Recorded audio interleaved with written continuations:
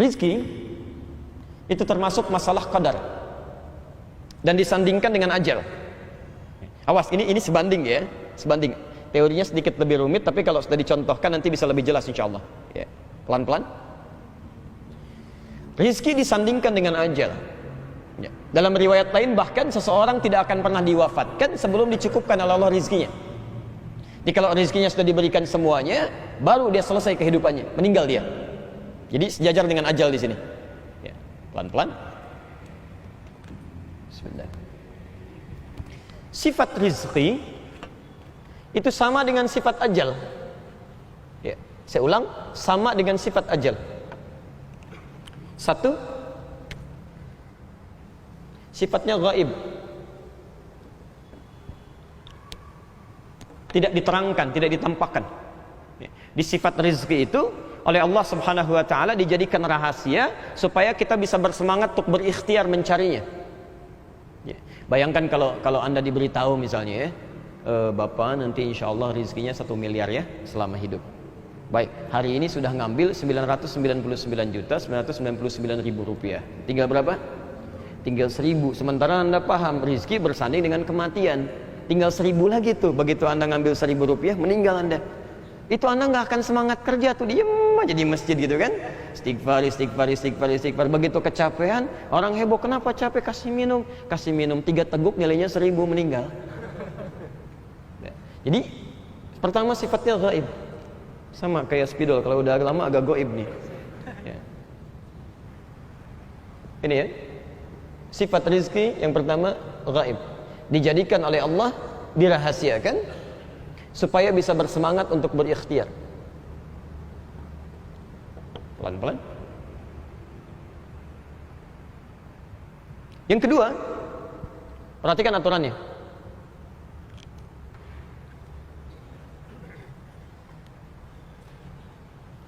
Aturan rizki yang kedua, fokus, ditetapkan oleh Allah sesuai dengan kadar kebutuhan makhluk untuk beribadah ya. Diberikan dengan kadar yang sesuai.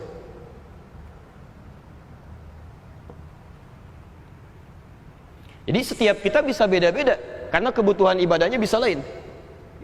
Saya berikan contoh ya. Tadi kalau ayat langsungnya kan walladzi qaddara fahada, ditetapkan setiap kita bagian-bagian rezeki kita, tapi beda-beda. Ada si fulan misalnya, mohon maaf ya, bayangannya rezekinya nggak seberapa, cukuplah sekedar untuk hidup. Tapi masya Allah, ke masjidnya rajin, walaupun nggak punya sepeda pun dia nggak punya, sepatu aja nggak ada, yang ada cuma sendal jepit, tapi masih jalan mau ke masjid, masya Allah ya. Jalan ke masjid, puasa dia kerjakan, malam-malam tahajud. Memang bekal ibadahnya diberikan oleh Allah lewat tenaga, sehingga bekal rezeki yang diberikan cukup bagi dia untuk menghidupi kekuatan diri dia untuk melahirkan tenaga. Yang penting ibadahnya bisa jalan. Jelas ya? Sebab kalau ditambahkan lebih dari apa yang dia butuhkan, bisa keluar dari ketetapan ibadah dia pada Allah Subhanahu wa ta'ala. Mungkin muncul sifat sombong, mungkin muncul sifat-sifat yang buruk, keluar dari ketentuan ibadahnya. Jadi Allah cukupkan sesuai dengan kebutuhan dia untuk memaksimalkan ibadahnya. Ada yang sebaliknya ya, mohon izin ya, ada yang sebaliknya. Orang-orang yang Allah titipkan pada orang itu rizki yang terlihat melimpah, kelihatan banyak, kaya lah gitu ya, kaya. Nah saat rizki ini dilebihkan oleh Allah, perhatikan, Anda harus baca dengan baik ini ya ketentuan Al-Qur'annya. Titipan rizki ketika diberikan oleh Allah kelihatan seperti banyak, sebetulnya itu modal utama Anda untuk ibadah, ada di situ modalnya. Karena barangkali menurut Allah, maaf ya, mohon maaf sebesar-besarnya, barangkali pada umumnya diberikan harta ini karena ibadah yang lainnya belum maksimal. Tenaga belum dipakai, orang gak ada sepeda bisa jalan, Anda dikasih mobil bahkan tinggal melangkah pun gak ke masjid juga. Kurang apa lagi? Sepeda ada, motor ada, mobil ada, masya Allah. Jangankan ke masjid, orang mau lewat dipagerin di situ supaya nggak parkir di situ. Allahu Akbar. Apa yang salah dengan Anda? Jalan-jalan umum kenapa Anda batasi? Hati-hati ya. Ini ada hadis sahih di sini di riwayat Al-Bukhari. Orang yang mengambil jalan umum untuk kepentingan dirinya, dia tidak akan pernah mencium bau surga. Tidak akan pernah mencium bau surga. Apalagi menghambat orang lain untuk ibadah ke masjid, itu disebut oleh Quran sebagai orang paling zalim di muka bumi. Itu ada di Quran surah kedua ayat 114, posisi paling kiri di pertengahan. Awas, kalau disebutkan di Quran ciri-cirinya, artinya bisa terjadi pada siapapun. Quran nggak menyebut spesifik orangnya.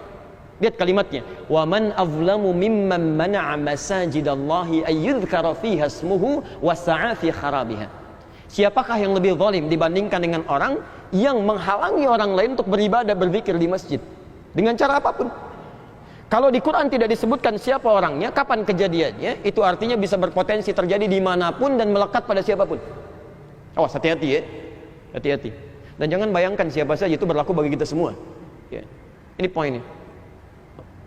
Karena itu kalau Anda misalnya merasa dititipkan oleh Allah ini, ya, misal ya, harta kekayaan, maka prinsip Qurannya surah ke-28 ayat 76 sampai dengan 79.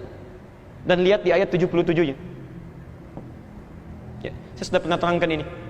Wabtaghi fima atakallahu daral akhirah wa la tansa nasibaka minad dunya. Wabtaghi fima atakallahu daral akhirah. Dan dari setiap titipan harta yang Allah titipkan pada Anda, bahasa Qurannya titipan, bukan milik Anda. Nitip, kalau nitip itu pasti diambil. Jadi maaf ya, mumpung Allah masih titipkan, cepat gunakan. Kalau sudah nggak ada, Anda nggak bisa gunakan lagi. Tuh, mumpung kendaraan masih ada, pakai pada yang baik-baik, yang bermanfaat. Cari, pakai untuk taklim, selain mencari nafkah, gunakan untuk antar anak sekolah, niatkan karena Allah. Jangan dipakai maksiat, mumpung belum diambil. Kalau sudah diambil, Anda nggak bisa gunakan lagi. Ya, dulu pernah ada yang dititipkan, namanya Qarun. Kayaknya luar biasa. Dan mohon maaf ya, kekayaannya dilukiskan oleh Quran, ma inna mafatihahu latanu'u bil usbah.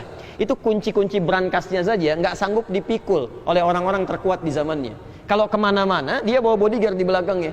Itu cuma bawa kuncinya aja, Pak. Ayat 79-nya, fa kharaja ala qaumihi fi zinatihi. Setiap keluar di belakangnya itu selalu dikawal. Ya, bawa kunci berangkasnya aja. Ini saya nih, ini saya nih. Sombongnya luar biasa. Kaya sombong. Sudah ada dulu.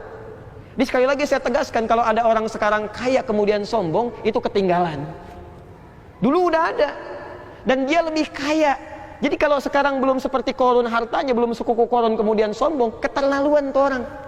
Sudah ketinggalan, keterlaluan. Qarun aja yang lebih kaya pernah sombong hancur, apalagi ini yang tidak sekaya Qarun.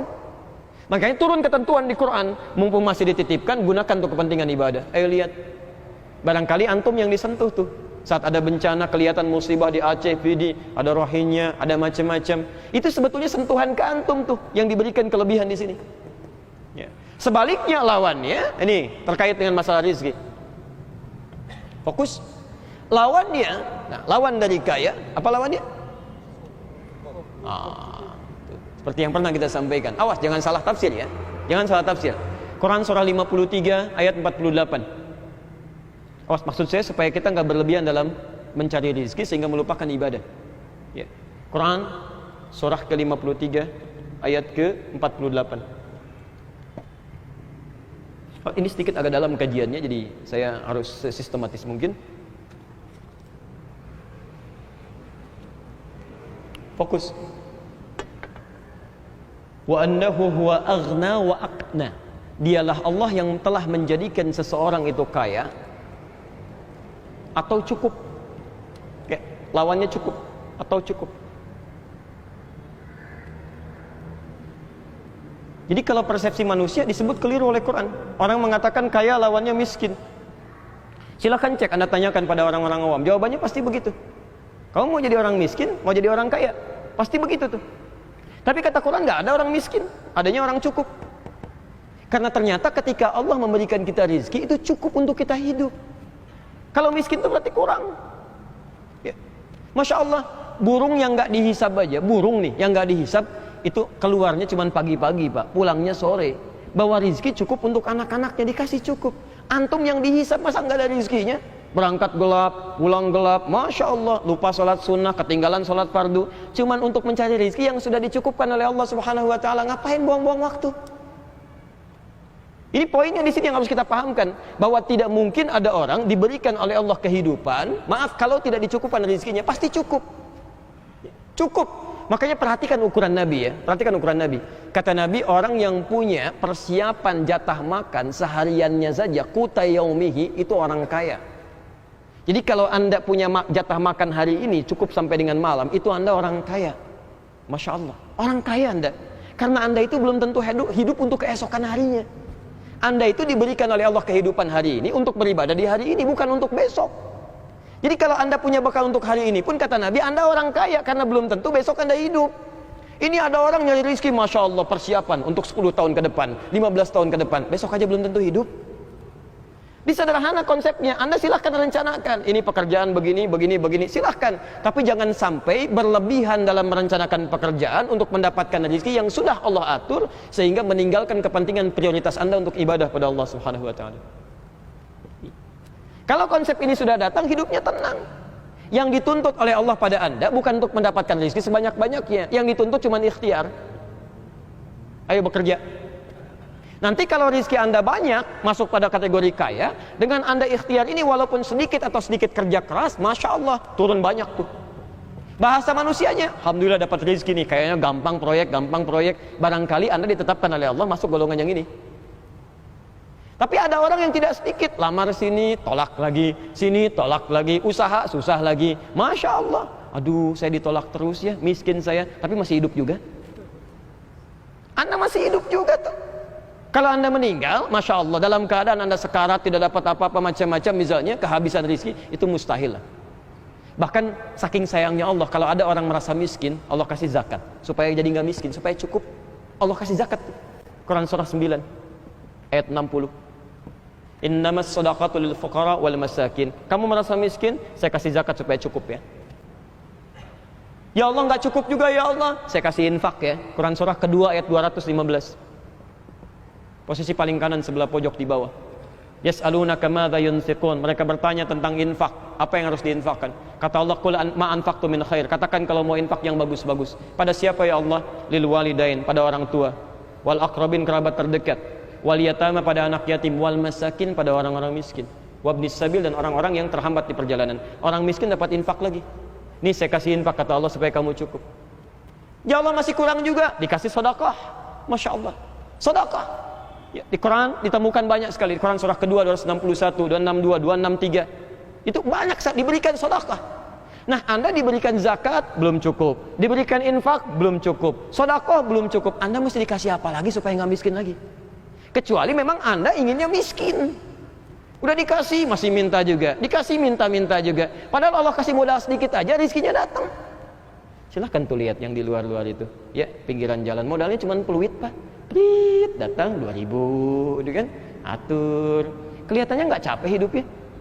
Orang kepanas-panasan, rezekinya datang. Masa Anda yang duduk dalam keadaan tenang, AC-nya nyaman, kadang-kadang bisa tiduran di kantor masih mengeluh juga? Anda butuh berapa lagi? Yang bikin nggak cukup itu perasaan Anda yang terdominasi oleh nafsu. Inilah pentingnya kajian tazkiyatun nafas. Jadi sekali lagi disimpulkan, rezeki itu jangan berlebihan dalam mencarinya. Tugas Anda ikhtiar. Kalau sedang berikhtiar dikasih banyak, berarti amanah Anda ada di sini untuk ibadah. Tapi kalau sudah ikhtiar dikasih cukup bukan miskin, Anda diminta untuk qanaah, karena aspek ibadah Anda ada pada yang lainnya. Kalau sudah seperti itu enak tuh. Ya, enak. Baik. Sebentar. Jelas sampai sini? Kalau sudah seperti itu, maka jangan berlebihan untuk bisa merubah kadar yang sudah ditetapkan. Betapa banyak ada orang yang mohon maaf ya, sebetulnya hidupnya cukup, cuma sampai ngutang-ngutang, datang ke Ka'bah ya, supaya minta jadi kaya, minta jadi macam-macam. Padahal Allah sudah berikan yang cukup, akhirnya repot, kena utang banyak lagi, gitu kan. Awas, itu pernah tuh saya tugas di Mekah tahun 2010, kami dengar kisah dari kawan.